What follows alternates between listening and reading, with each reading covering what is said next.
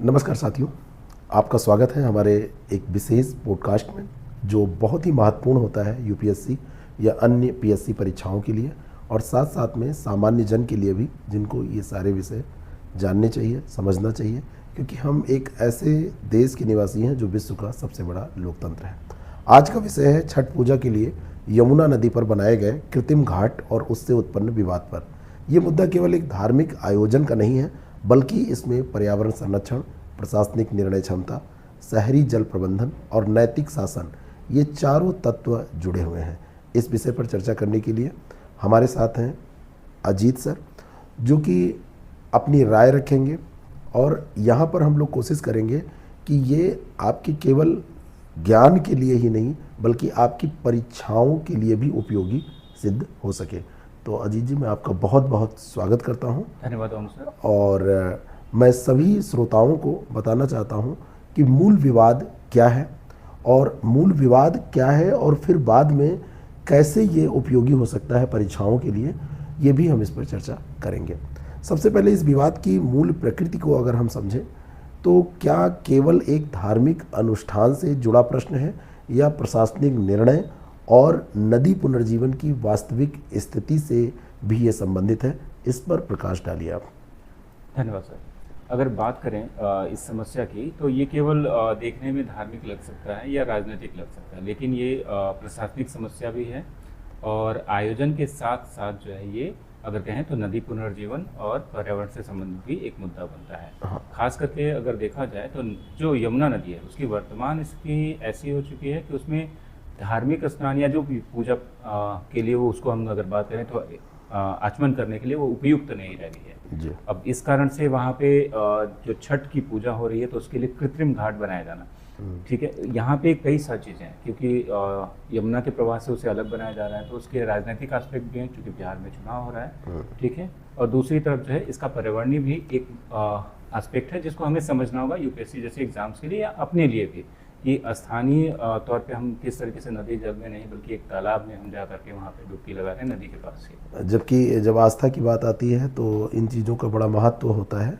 और जब हम यमुना में डुबकी लगाने के बजाय एक कृत्रिम तालाब में डुबकी लगा रहे हैं तो जो हमारी पूजा है, जो हमारी याचना है, जो हम जिस उद्देश्य से जा रहे हैं वो तो समाप्त सी नज़र आती है। तो ये धार्मिक कुठाराघात भी लग रहा है और साथ में जो पर्यावरणीय मुद्दे आपने बताए वो तो नज़र इसमें आ ही रहे हैं। अब अगर हम बात करें पर्यावरण संरक्षण के लिहाज से तो सवाल ये उठता है कि इतने वर्षों में सफाई अभियान चल रहे हैं, चाहे वो आपकी सरकार रही हो या फिर अभी भाजपा की सरकार है, तो ये अभियान और योजनाओं के बावजूद भी अब भी ऐसी क्या बात है कि यमुना का जो जल है वो पूजा के योग्य, आचमन के योग्य नहीं बन पा रहा है? क्या ये हमारे नदी प्रबंधन मॉडल की सीमाओं को दर्शाता है? ऐसा क्या कारण है? इस पर आप अपना विचार व्यक्त करें। जी हाँ, बिल्कुल ओम सर। इसमें अगर हम ध्यान दें अगर इस बात पे, तो नदी सफाई केवल सतही या दिखावी तौर पे किए जाने वाले सुधारों की तरह नहीं हो सकती, और समस्या यही है कि हमारे ज़्यादातर स्कीम्स जो है अभी भी सतही तौर पे चल रही हैं। अगर आपने देखा कि इस परिप्रेक्ष्य में कि पुनर्जीवन की बात करें तो नदी यमुना का कहीं ना कहीं सफाई का स्कीम पहले से चल रहा है, वो हो जाना चाहिए था लेकिन वो नहीं हुआ। अब इसी के साथ अगर हम कहें कि जब तक हम गंदा पानी है, नाले हैं, सीवज का जो प्रवाह हो रहा है उसको हम नियंत्रित नहीं करते और खास करके नदी के कैचमेंट एरिया को क्लियर नहीं करते, तब तक ये चीज़ें समस्या बनती आपको ध्यान होगा जब नई मुख्यमंत्री साहिबा रेखा गुप्ता जी ने शपथ ली थी तो सबसे पहले वो यमुना में ही गई थी और उन्होंने दिखाया था कि अब हम बहुत जल्दी इसको साफ सुथरा कर लेंगे जी। तो मुझे लगता है कि सरकारें बदलती हैं लेकिन वो पद्धतियाँ वास्तव में सुधरती नहीं। बिल्कुल, रिवर रिस्टोरेशन जो है अभी भी स्ट्रक्चरल तौर पे और वैज्ञानिक और प्रशासनिक चुनौती बना हुआ है। ये भारत की समस्या है और ये केवल दिल्ली की समस्या नहीं है, ये लगभग हर जगह की, भारत की हर प्रमुख नदी जो कि किसी महानगर के आसपास से गुजर रही है उसके साथ ही समस्या है। जी। अब ये तो रही एक सामान्य बात कि सब लोग इसको जानते हैं, लेकिन यूपीएससी की दृष्टि से अगर इसको देखा जाए तो यूपीएससी की दृष्टि से मुझे इसमें एक बहुत ही मजबूत केस स्टडी नज़र आ रही है जिस पर प्रश्न आपसे पूछा जा सकता है। और यूपीएससी की दृष्टि से क्यों एक मजबूत केस स्टडी बनती है, इस पर आप प्रकाश डालें। देखिए, इसको अगर देखा जाए तो ये 3 स्तरों पर इस्तेमाल किया जा सकता है। यूपीएससी इस पे 3 स्तर पे प्रश्न पूछ सकती है। आप इसके लिए 3 तरह से तैयार हो सकते हैं। एक तो प्रशासनिक पारदर्शिता, खास करके सार्वजनिक जो संसाधन उपयोग में लाए जा रहे हैं चाहे नदी की सफाई के लिए, वो कैसे किए जा रहे हैं।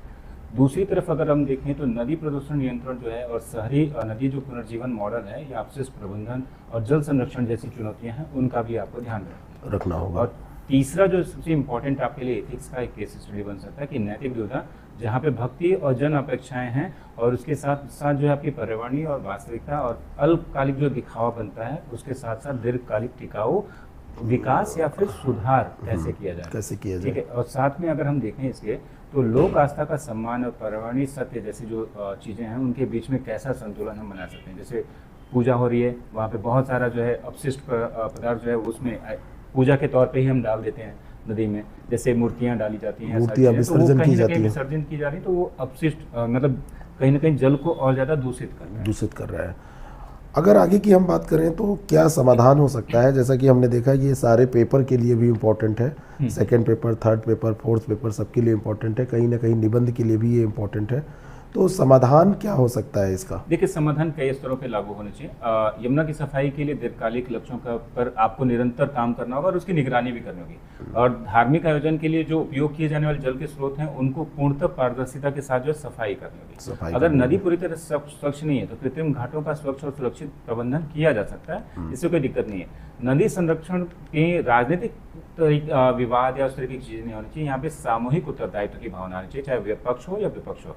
समाज में भी जागरूकता है कि पूजा आप कर रहे हो, आस्था के साथ उस नदी को पूज रहे हो तो उसमें ही ले जाकर के दूसरी चीजें होता ये है कि हम जिस चीज़ को पूजते हैं, चाहे मंदिर की बात करें चाहे नदी की बात करें, जहाँ पर हम पूजा करते हैं और पूजा करने के बाद में जब गंदगी फैल जाती है तो हम उसको वैसे ही छोड़कर चले आते हैं। नदी के जल में ही प्रवाहित। सरकारें बनती हैं, सरकारें बदलती हैं, बिगड़ती हैं, लेकिन वो जो कार्य पद्धति है वो वैसे ही रह जाती है, सबको श्रेय लेने की बस पड़ी रहती है। एक जो राजनीति चलती है उसमें ये देखा जाता है कि हम कितना श्रेय ले सकते हैं, वहाँ पर उद्देश्य नदी की सफाई या पर्यावरण संरक्षण नहीं होता है। तो इससे हमको थोड़ा सा ऊपर बढ़ना पड़ेगा। बिल्कुल। चाहे जन सामान्य की बात लाइन में कहना चाहूँगा कि आस्था को केवल आस्था तक मत रहने दीजिए। ये हमारा घर है, पृथ्वी हमारा घर है, नदी हमारे लिए जीवन है, तो उसको संरक्षित जितना हम करेंगे भविष्य की पीढ़ियां भी उतनी ही सुरक्षित होंगी। यानी हम कह सकते हैं कि ये जो विवाद है ये बताता है कि नदी केवल जल नहीं है, ये हमारी संस्कृति है, ये हमारी पारिस्थितिक तंत्र और हमारी प्रशासनिक संरचना का केंद्र बिंदु है। और वास्तविक समाधान केवल दिखावे में नहीं मिल सकता है, एक दीर्घकालिक, पारदर्शी और वैज्ञानिक नीति का निर्माण करना पड़ेगा। इस पर आपने अपने विचार व्यक्त किए, इस विषय पर जो हमने बातें की इसके लिए आपको बहुत बहुत धन्यवाद। और आप लोगों से मैं आशा करता हूं कि आप लोगों के लिए ये उपयोगी सिद्ध हुआ होगा टॉपिक, तो आप ज़रूर कुछ ना कुछ सुझाव देंगे और इसमें आप भी कुछ हमसे पूछना या जानना चाहेंगे तो हम अगले एपिसोड में उसको ज़रूर बताएंगे। हम चाहते हैं कि ये जो हमारा कार्यक्रम है ये काफ़ी इंटरैक्टिव हो, दो तरफा हो।